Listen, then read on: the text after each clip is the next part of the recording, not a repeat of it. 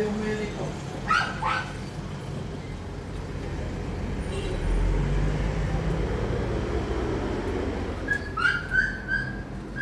Ito kahit patayin ngayon, okay lang. Pwede na sir. Yan sir, pipicture ko lang sir. Naka-video din yan.